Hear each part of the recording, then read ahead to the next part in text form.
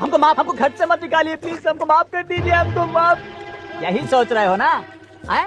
यही उम्मीद कर रहे थे कि हम तुमसे माफी मांगेंगे। जा रहे हैं दिल्ली। दोस्तों, कल राघव चड्ढा ने आम आदमी पार्टी छोड़ दी। कम से कम एक बार बता तो देते कि हम नहीं रहना चाहते यार। इस बार तो आपने कुछ कहा भी नहीं। लेकिन ऐसा करने वाले वो अकेले नहीं थे, बल्कि 10 में से 7 राज्यसभा सांसदों ने आम आदमी पार्टी का दामन छोड़ भाजपा ज्वाइन कर ली। राघव चड्ढा, स्वाति मालीवाल, संदीप पाठक, अशोक मित्तल, हरभजन सिंह, राजेंद्र गुप्ता और विक्रम साहनी, ये वो लोग हैं जो कल तक केजरीवाल के सबसे करीबी थे। ऐसे में ये कोई साधारण घटना नहीं है, ये केजरीवाल की राजनीति का सबसे बड़ा आईना है और यही हमें उनकी असली नीयत का अंदाजा दिलाता है। देखा जाए तो पिछले 12 से 13 सालों में एक बात बार बार दोहराई जा रही है, कोई ना कोई उन्हें छोड़कर जाता रहा है। जो लोग कल तक उनके सबसे करीबी थे, आज उनके साथ नहीं हैं। ये पैटर्न है, संयोग नहीं। ये केजरीवाल के काम करने के तरीके को, पार्टी पर उनके कंट्रोल को और जनता से किए गए वादों के बीच के अंतर को पूरी तरह उजागर करता है। 12-13 साल पहले जब आम आदमी पार्टी शुरू हुई थी, तब वादा था सच्चा लोकतंत्र, भ्रष्टाचार मुक्त व्यवस्था, जनता की भागीदारी, कोई तानाशाही नहीं। लेकिन क्या ये वादे पूरे हुए?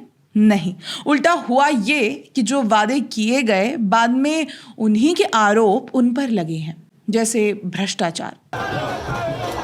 खैर, देखा जाए तो शुरुआती दिनों में शाजिया इल्मी ने इस्तीफा दे दिया क्योंकि पार्टी में आंतरिक लोकतंत्र खत्म हो गया था।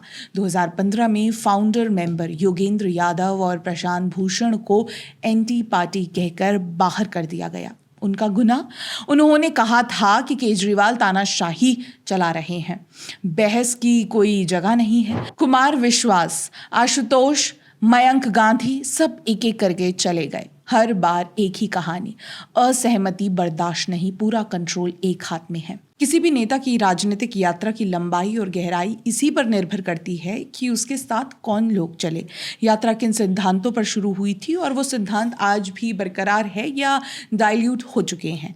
आज जब 10 में से 7 राज्यसभा सांसद चले गए तो ये साफ दिखता है कि आम आदमी पार्टी में लोकतंत्र का स्तर क्या बचा है, लोग पार्टी को कितना महत्व देते हैं और केजरीवाल का ऑब्जेक्टिव क्या है, सत्ता की भूख या सच्ची सेवा।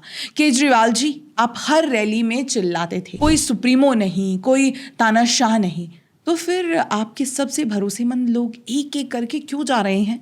क्या आम आदमी वाली छवि सिर्फ वोट लेने के लिए थी, जबकि अंदर से पूरे कंट्रोल एक व्यक्ति का था?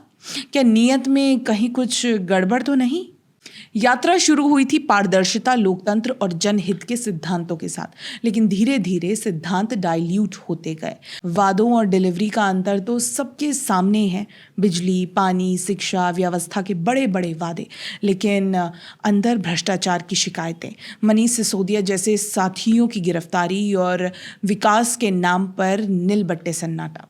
ऐसे में जो अंदर थे, उन्होंने ये खाई देखी, उन्होंने महसूस किया कि अब ऑब्जेक्टिव सत्ता बचाना है, सेवा नहीं।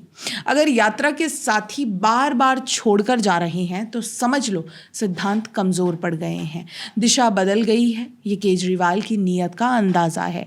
12-13 साल का पैटर्न झूठ नहीं बोलता। किसी भी व्यक्ति या पार्टी की राजनीतिक यात्रा की लंबाई चरित्र से तय होती है, चरित्र साथ चलने वालों से तय होता है। आज केजरीवाल की यात्रा में साथी बहुत कम बचे हैं, सिद्धांत डाइल्यूट हो गए हैं और 7 राज्यसभा सांसदों का जाना चीख चीख कर कह रहा है कि पार्टी में लोकतंत्र का स्तर गिर चुका है। ये केजरीवाल की राजनीति का सच है, ये लोकतंत्र का आईना है। बाकी आपका क्या विचार है, कमेंट करके ज़रूर बताइएगा। बहुत बहुत धन्यवाद।